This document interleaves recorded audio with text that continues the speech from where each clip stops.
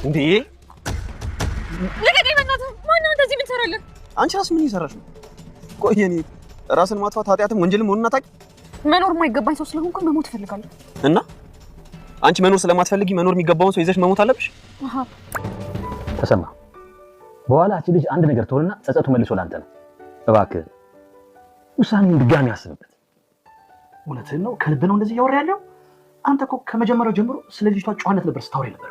አሁን ቢሆን በኑሐሚን ባህሪ መጠየቅ እንዳትከተለኝ አልኩ። ኧረ እንዳቆይ አዳምጪኝ። ኧረ በፈጠረሽ በቃ ምንም ማናገር ነገር የለም። ቆይ ለምንድን ነው የማታወኝ? እስቲ ጊዜ ሰተሽ አዳምጪኝ። አልፈልግም አልኩ። ከመንገዴ ዞር በልልኝ። እሺ ኑሐሚን፣ ከዚህ በላይ እንዴት እንድትቀጣ ነው የምትፈልጊው? እሱማ እንደ ስራ መች ፈጣሪ በደንብ ቀጣ። ቆይ በአንተ ምክንያት ምን እንደሆንኩ ታውቃለህ? አታውቅም። በአንተ ምክንያት ከምወደው አባቴ ጋር ተቆራረጥኩ።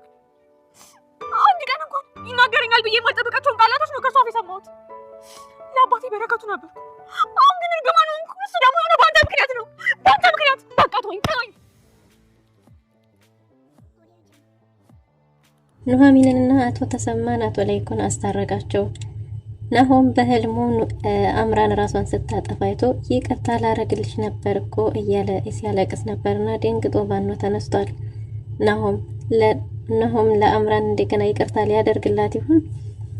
ዲያጊ የወይዘሮ ዝናሽ ማንደፍሮ ልጅ እስከ ቤት ድረስ ተታተታት ብሎ መጠት አላለም። ወይዘሮ ዝናሽ ማንደፍሮ እባክህ የምትፈልገውን ያህል ገንዘብ እዛው ልላክልህ፣ አታዋርደኝ፣ ትዳሬን አትፍታ ብትለውም አይ በጭራሽ እኔ እናት ፍቅር እንጂ የናፈቀኝ ገንዘብ አይደለም። አባቴ ደግሞ በእኔ ምክንያት ታስሯል። ስለዚህ እኔ ስንከራተት መኖር የለብኝም። በእናቴ እቅፍ ስር መሆን እፈልጋለሁ ብሎ እስከ ቤት ድረስ ሰተት ብሎ ካች ከኑሐሚንም ጋር ተገናኝተዋል። ኤዴን ዳግመኛ ነገር ለማቃጠር ብትመጣም ግን ደግሞ ከቤት ለቀሽ ውጪ ብላለች ወይዘሮ ዝናሽ ማንደፍሮ። አቶ ለይኩን ለኑሐሚንና ለአባቷ ተሰማ ቤት ሊገዛላቸው እንዳለ ለወይዘሮ ዝናሽ ማንደፍሮ ተናግራ አቶ ለይኩንንና ዝናሽ ማንደፍሮን ማጋጭታለች። አይ ኤዴን የነገር ጥማት ያለባት ኑሐሚንንም እንግደላት እያለች ነው። ሰላም ሰላም፣ ውድና የተወደዳችሁ ውድ ቤተሰቦች እንደምን አላችሁ? በያላችሁበት የዓለም ዳርቻ ሰላማችሁ በዘት ተረፍ ይበል እያለን ዛሬም በአዲስ መተናል። እናንተም በቅንነት ላይክ፣ ሼር፣ ሰብስክራይብ እያረጋችሁ ቤተሰብ ታረጉን ዘንድ በትህትና እንጠይቃለን። ቤተሰብ ላረጋችሁን ሁሉ ከልብ እናመሰግናለን። በባለፈው ክፍል እንዴት ተመለከት ነው ኑሐሚን ተከታታይ ድራማ እንግዲህ ኤርሚያስ ከዛ ቤት ለቀህ ውጣ ሲባል በጭራሽ የልጅን እናት ሳልይዝ አልወጣም ሲልም ተመልክተን ነበር። አቶ ለይኩንም ምንም ሳይከተልህ በሰላም ብትወጣ ይሻላል፣ እኔ እውነቱን ከሷ መስማት ስለፈለኩ ነው እስካሁንም ጊዜ የሰጠው። እስከ ዛሬ በቤቴ የተሰራው ድራማ በቂ ነው። አሁን ግን ግቢ ለቀህ ውጣ ቢባልም በጭራሽ እኔ የልጅን እናት ሳልይዝ ኑሐሚንን ሳልይዝ ለሷ የተከፈለ መስዋዕትነት ስለሆነ በጭራሽ በእርግጥ እንዴ ተሳስቻለሁ። አሁን ግን ዳግመኛ ስህተት አልሰራም። እስከ ዛሬ ለበደልኩሽ ሳገለግልሽ ባሪያሽ ሆኜ ልኖር ብሏት ነበር። ኑሐሚንም ስብራቴ ቁስሌ የሚታየኝ አንተን ሳይህ ነው። ስለዚህ ከፊቴ ዘወር በልልኝ፣ ዳግመኛ ላይ አልፈልግም ብላለች እና እውነቱን ከሷ ሰማሁ። ከዚህ በኋላ ላይ አልፈልግም፣ እኛም ግቢያችንን ለቀህ ውጣ ቢሉትም ኤርሚያስ በጭራሽ አልወጣም ብሎ አሻፈሬ ብሏል። በዚህም የተነሳ አቶ ለይኩን ሽጉጥ አንጥቶ ሊተኩስ ሲል ቀድማ ወይዘሮ ዝናሽ የባክህ ጦስ አትሁንብኝ፣ ግቢ ለቀህ ውጣልኝ ብላ አበነጫጭቃ አስወጥተዋለች። እናም ኤርሚያስ አሁን ወደ መጠጡ ተመልሷል። በቀኑ ቁጭ ብሎ ይለቀዋል። አምራንም አንተም እንደኔ ተስፋ ቆረክ? አሁን እኮ ኑሐሚን ከዛ ቤት ተባራለች፣ ምን ትጠብቃለህ? ሂደህ ጎዳና ላይ ምናምን ጠብቀህ አታነሳትም እያለችው ነበር። አምራን አሁንም ድረስ እያስመሰለች እንጂ ከናሆም ምንም ፍቅር እንደሌላትም ተናገረች። እልህና ልጇን ደግሞ እዛው ግቢ እዛው ቤት ውስጥ መውለድ ስላለባት እና እልህ ይዟት እንጂ ፍቅር ከኤርሚያስ በኋላ ምንም አይነት ፍቅር እንደሌላት ተናግራለች። ነገር ግን ደግሞ ይሄን እቅዷን እንደምንም እንደምታሳካው እርግጠኛ ሆና እየተናገረች ነው። እውነትም ናሆምንም ደግሞ ቤት ተከራይቶልሽ አባቴ ያኖርሻል፣ ልጄን ምንም ነገር እንዲሆን አልፈልግም ቢላትም እሷም ደግሞ እዛ ቤት ገብቼ የማልወልደው ከሆነ እኔም ልጁም ከባድ ውሳኔ ወስናለሁ እያለች ነው። በጭራሽ አልፈልግም፣ የልጄ አባት ከጎን ሆኖ የማይወለደው ልጅ አልፈልገውም እያለች እያስፈራራችውም ነበር። ይኸውም በህልሙ እየመጣ ማስጨነቅ ጀምሮታል ናሆምን ማለት ነው። ኑሐሚን አባቷ አቶ ተሰማ ለይኩን ሊያግባባቸው ቢፈልግም በጭራሽ ላይሽ አልፈልግም። አንቺ ለኔ ልጄ ሳትሆኚ እርግማኔ ነሽ። መጀመሪያ ስጦታዬ ልጄ ብዬሽ ነበር። እርግማኔ እንደሆንሽ ግን አላወቅኩም። አሁን ግን እርግማኔ ነሽ። አሳነሽኝ፣ አሳጠርሽኝ፣ በሰዎች ፊት አዋረድሽኝ፣ ቅሌት ካባ አኮናነብሽኝ። ስለዚህ ተይኝ ብሏል አቶ ተሰማ። እናም አቶ ለይኩንም ታው ተሰማ፣ እንደዚህ አታድርግ፣ ይቺ ልጅ እኮ ተሳሳተች፣ ባይሆን ጥሩ ነበር፣ አሁን ግን ተሳሳተች እያለው ነበር። አንተንም እንዳልጣላ ለይኩን፣ አንተ ለሷ እየክስክላት ነው። ለምንድን ነው ለሷ የምትከላከልላት? በጣም ነው የጠላሁሽ፣ በጣም ጠልችሻለሁ፣ በጣም ላይሽ አልፈልግም፣ ጥፊልኝ ከፊቴ እያላት ነበር። አቶ ለይኩንም እንዴ ትልቅ ቤት እኮ ተከራይቼላችኋለሁ ቢልም በጭራሽ እንኳን አብራኝ እንድትኖር አይደለም ቀርቶ ሳያት ራሱ ያመኛል፣ ህመም ነው የሆነችብኝ። እሱ ኤደን የሷን ያህል አላደረገችኝም። እነገነት ለካይች ልጅ ባለጌና ስትል የነበረው መጀመሪያውንም አይታት ነበር እያለ አቶ ተሰማ ጠላቶችን ሁሉ ወዲያጅ አድርጎ ልጁን ጠልቷል ማለት ነው። ተናዶ ስሜታዊ ሆኖ ስለነበር እናም አባዬ ይህን ያህል ጠልታኛል ብትለውም አዎ ላይን ያስጠልተሽኛል፣ አንቺን የማላይበት የት ልሂድ እያለ ሲያመነጫጭቃት ኑሐሚንም በቃ ከዚህ ሁሉ አባቴን ከማሳፍረው የቁሙት ከማደርገው ለምን ራሴን አላጠፋም ብላ ወስና ነበር። መድኃኒቶቹን ሰብስባ ከግቢ ወጥታ ርቃ እየተጓዘች ነበር። ወይዘሮ ዝናሽ ማንደፍሮም ስለ ኑሐሚን እያሰበች ነበር እና ኤደንም ከአምራን ብሩን ከተቀበለች በኋላ ባትመለስም አሁን ግን ደግሞ ነገር ልታፈነፍን ተመልሳ መጣለች። ወይዘሮ ዝናሽ ማንደፍሮም ውጭልኝ፣ ቤት የለቀሽ ውጭ፣ ዕቃሽን ኮተትሽን ሰብስበሽ ውጭ ብትላትም ይቅርታ እናቴ እኮ አልሰደኝ ብላ ነው፣ ለዛ ነው ይቅርታ ብትለም ይቅርታ እኔ እድሜ ለኑሐሚን ቢዚ ሁኜ ስለነበረ መኖር አለመኖርሽንም ቼክ አላደረኩትም። አሁን ደግሞ የሚያስፈልገኝ ሚስጥር ወጥቷል። ምንም የምታረጊልኝ ነገር የለምና በቃ ጓዝሽን ጠቅለሽ ውጭልኝ ብላታለች። ይቅርታ አድርጊልኝ ብትላትም በጭራሽ ብላታለች። አሁንም ቢሆን አስፈልገውታለሁ እያለቻት ነበር። ግን ደግሞ ወይዘሮ ዝናሽ ውጭልኝ ብትላትም ኤደን ግን በጭራሽ ልትወጣ አልቻለችም። ይቅርታ እየጠየቀች እዛው መዟዟርና ነገር መለቃቀሟን ጀምራለች ማለት ነው። የወይዘሮ ዝናሽ ማንደፍሮ ልጅ ዳግምም ደውሏል። እየመጣሁ ነው አዲስ አበባ ነኝ ሲላት ደግሞ የበለጠ ደንግጣለች። መጀመሪያውኑ የኔ ሚስጥር ከወጣ ይቀርብ ላይ እኔንም ታወጣብኝ ይሆን እያለች እየተሳቀቀች ያለችው ወይዘሮ ዝናሽ ማንደፍሮ እናም እንግዲህ አሁን ደግሞ ይባስ ብሎ ልጇ ሰተተተተ ብሎ መጥቻለሁ ብሏታል። እባክህ እዛው ሀገር ቤቱን የሚያስፈልግህን ያህል እልክልሃለሁ፣ ምን አጎደልኩብህ? ትዳሬ ቢፈተን ምን ትጠቀማለህ ብትለውም እሱ ከእህት ወንድሟ አጠገብ መሆን እንደሚፈልግ በእናቱ እቅፍ ስር መሆን እንደሚፈልግ ተናግሯል። እናም ደግሞ አባቱ ለሱ ብሎ እንዴት ታሰረም ጭምር ተናግሮ አሁን ግን መኖር የሚፈልገው ከሷ ጋር እንደሆነ ነግሯታል። እባክህ አትምጣ ብትለውም አትድከሚ እናቴ፣ አሁንማ መጥቻለሁኝ። አባት ባልሽም ባለሀብት ስለሆነ ሁሉም ሰው ያውቀዋልና እዛው ቤት ድረስ ሰተት ብዬ እመጣለሁ ብሏታል። እባክህ አታዋርደኝ ልጄ እባክህ ዳጊ እያለች ብትለምነውም እሱም በጭራሽ ከእህትና ወንድሜ ጋር እንዲሁም ደግሞ ከአንቺ ከእናቴ ስር መኖር እፈልጋለሁ፣ በቃኝ፣ ምንም ብትይ አልሰማሽም፣ ልመለስ አልችልምና አትድከሚ ብሏታል። እናም ዳግም እንዳለውም እዛው አካባቢ ደርሶ ነበር። ኑሐሚንም በሀሳብ ብቻዋን እየተብሰለሰለች ያሳለፈችውን ጊዜ እንትን እያለች እያስታወሰች በተለይ ልጄ እርግብ ምርቃን ነው ይባል ነበር። እኔ ያጠፋሁት እዛ ትማራለች ብዬ ከአያቷ ጋር ማምጣቴ ነው።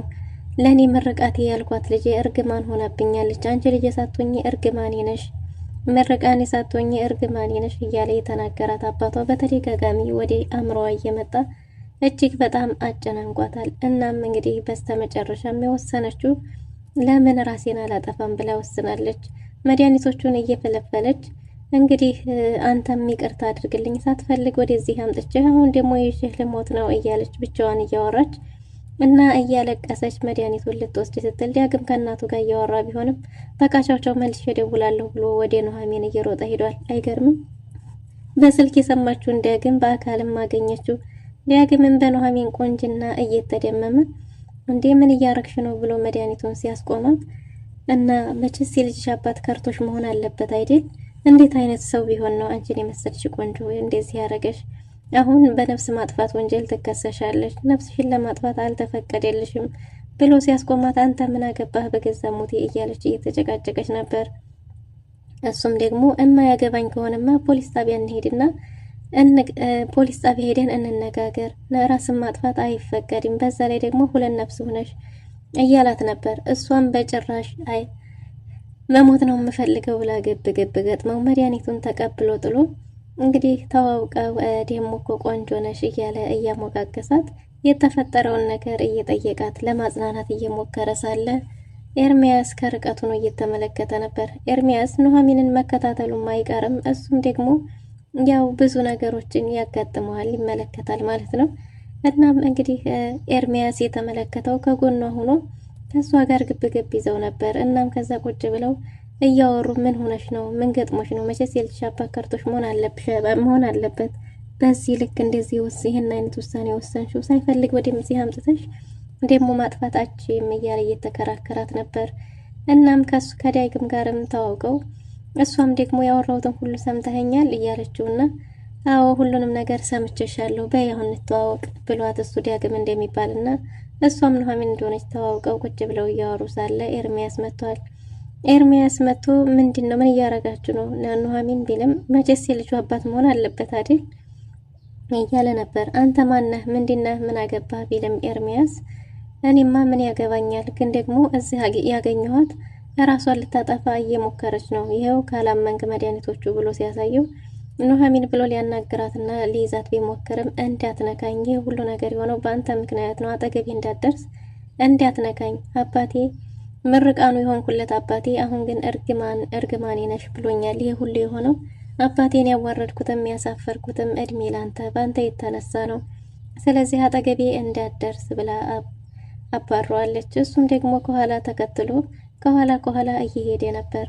እናም አስቆሟት ሊያናግራት ቢሞክርም ሁለተኛ በመንገዴ እንዳትገባ አይመለከትህም፣ እድሜ ላንተ ህይወቴን አመሰቃቀልከው ብላ አሁንም ጥላው ሄዳለች። ዳግምን ባለበት ቆሞ እንዴ ደግሞ እኮ ቁንጅናዋ እያለ እሷኑ እያደነቀ መንገዱን ስቶ በሌላ አቅጣጫ ሊሄድ ነበር። ኤደን ከቤት ውስጥ ሆና ነገሯን እየለቃቀመች ነው። አቶ ለይኩን ከአቶ ተሰማ ጋር ቁጭ ብለው እያወሩ ነበር። ትልቅ ቤት እንዴት ተከራየላቸውና የተከራየው ቤት ደግሞ እንደሚሸጥ ከተሸጠ ደግሞ እንደሚገዛለት እየነገረው ነበር። እንዴ ይሄ ሁሉ ውለታ አይገባም ቢልም አቶ ለይኩንም እኔ መኩራራቱን አልፈ ስለማልፈልግ እንጂ በትኛ የማልጨርሰው ገንዘብ አለኝ፣ ምንም አትጨናነቅ፣ ላንተ ወንድሜ ደግሞ ምንስ ነገር ባረግልህ ምንም ብሆንልህ ያንተን ወንድምነት የሚገልጽ ነገር አይደለም እያለው ነበር። አቶ ተሰማም በጭራሽ ከኑሐሚን ጋር መኖርም ሆነ ማየት እንደማይፈልግ እየተናገረ ነበር። አቶ ለይኩን ሁለቱን ለማግባባት የተቻለውን ያህል ቢሞክርም ግን አቶ ተሰማ እምቢ ስላለው አንድ መላ ዘይዷል። አቶ ለይኩን ኑሐሚን እኮ አሁንም ቢሆን እሷ ጨዋ ልጅ ናት፣ እሷ እኮ በፍቅር ተታላ ነው፣ የኛዎቹስ ልጆች ቢሆኑ ምን እያረጉ እንደሆነ ምን እናውቃለን፣ የበለጠ ሌላ ውሳኔ እንዲወስኑ መገፋፋት ነው የሚሆነው። ምክንያቱም ኑሐሚን ወይ ፍቅር በሚባል ነገር ተታላ ወይም ደግሞ በውለታ ታስራ ነው እንጂ የሚሆነው ልጇ ታሏት ነው እንጂ የሚሆነው በጭራሽ አሁንም ቢሆን ለሷ ያለኝን አመለካከት የሚቀይር ምንም ነገር የለውም ብሎታል። አቶ ለይኩን ይሄንን ማለቱ አቶ ተሰማን አስገርሞታል። ልቡ እየራራ መጥቷል። አዎ ተሰማ፣ እሷ እኮ አሁንም ቢሆን እዚህ ቤት ከመጣች ጀምሮ እያየዋት ነው፣ አንገፍቷን ደፍታ ከስራ ውጭ ምን የምታውቀው ነገር አለ እና ወይ በውለታ ታስራለች ወይ ፍቅር በሚባል ተታላለች ሲል አስገድዷት ነው የምትለኝ እያለ ነበር። አቶ ተሰማም እንደዛ ነው የሚሆነው እንጂ ኑሐሚን ምንም የምታውቅ ልጅ አይደለችም፣ እኔ ለሷ ያለኝ አመለካከት አሁንም ቢሆን ያው ነው፣ ባይሆን ጥሩ ነበር፣ ከሆነ ደግሞ ሆነ ብሎ ለማረጋጋት እየሞከረ ነው። በስተመጨረሻም እንግዲህ አቶ ለይኩን አንዲን ስልክ አንስቶ ኑሐሚን የት ናት?